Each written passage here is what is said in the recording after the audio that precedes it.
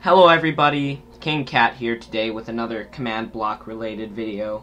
This is just a quick concept that I thought up of the other day.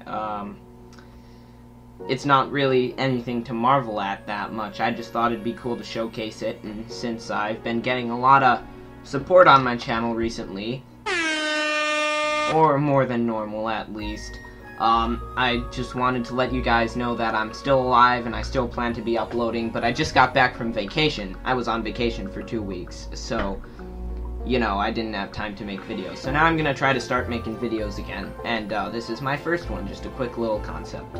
And that is tracking compasses in vanilla Minecraft. So you ever been on a server and it's been like a mini game server and they give you a compass and the compass shows you the nearest player when you hold it? Well, I've done that with vanilla Minecraft, and telling you the nearest player is not a big feat at all. What's a big feat, or what's pretty cool I think about this, is this little thing right here that says distance.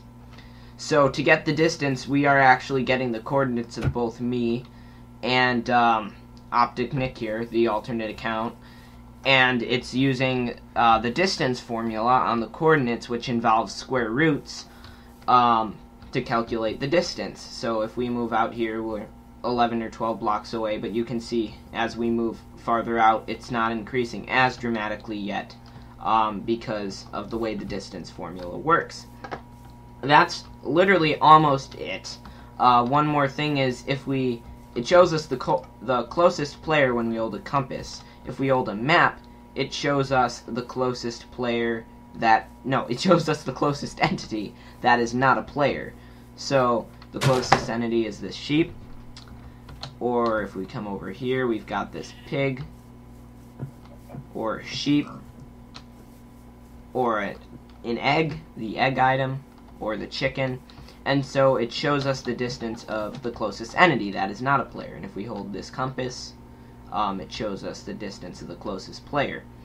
So this uses two things. This uses my system for finding coordinates in vanilla Minecraft, which you can find a link to the video about that down in the description, and it also uses something new I've created, which is a function that will get the square root of an objective. It's just a lookup table. There's no real math being done. I just wrote a quick program to generate like a lookup table for each whole number, for each square root rounded to the nearest whole number, for up to 30,000, which is the maximum length that this works. So the distance that it checks for is 99 blocks. So once we get away from Optic Nick, that text is going to fade away. And if we get away from these entities, and I figure that if you're farther than 99 blocks, you don't really need to know.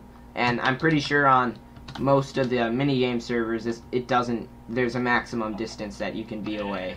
So I could have gone farther, but, you know, 100 blocks seemed like a good distance to end it. So the holding a compass will show you the nearest player in 100 blocks, and holding a map, a filled map, or an empty map will show you the nearest entity that's not a player. So yeah, it calculates the square roots using a lookup table that I just wrote a program to generate. So yeah, now let's get into installing it, and then we'll talk about technical stuff afterward. So yeah, let's see the installation process if you want to use this in your world for something. Alright, so the first thing you want to do when installing this little function pack is find the world that you want to modify.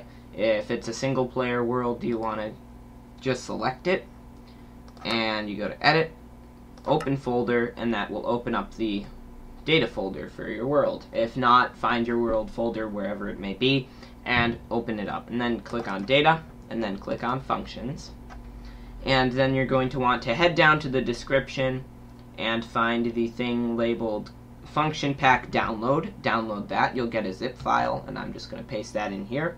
Paste it into your Functions folder, and then open it up. Use whatever means of extracting it you want. I'm going to use 7-zip. That's going to be unzipped, and that's, believe it or not, all we have to do for installing the functions themselves. Now we just need to do 2 quick commands to get it up and running in the world. So we need to boot up the world, loading world, building terrain, here we go. And you're going to want to type in /give @p command block. Give yourself a command block, place it down, and inside type in function kcc.chord detection init. Change needs redstone to always active and click done. And also you'll want to set game rule command block output to false so your chat doesn't get spammed. Now when placing down these command blocks, you're going to have to consider where you want to place them, because you're going to leave them there. You can put them wherever you want as long as they're in your spawn chunks, because if they're not, when the chunks unload, the creation will stop working. Now you want to just place down one more command block, type in function kcc.compass init, and change from needs redstone to always active. Hit that, and there we go. It's now working. So I actually clicked, I actually made it not spawn entities in this world. I turned entity spawning off. So we're just going to grab a couple mobs, and we're going to grab ourselves a map. So if we hold this map, it's going to tell us that the closest entity is Chord Finder, and that's just a armor stand spawned for determining a player's coordinates. But now if we spawn ourselves a rabbit, closest entity is rabbit. And if we grab a compass, nothing's going to happen right now because there's no other players in our world. But if there was another player around us within 100 blocks, it would tell us which player there was and which distance what their distance was.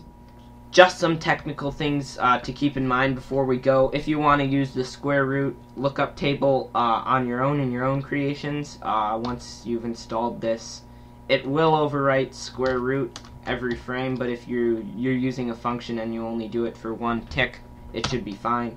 So if you type in scoreboard players, set whatever player you want, kcc.squareroot, kcc.squirt, like that, and then you type in whatever number you want to get the square root of. Then you want to run on whatever player you set it to. Function kcc.compass get square root, and then their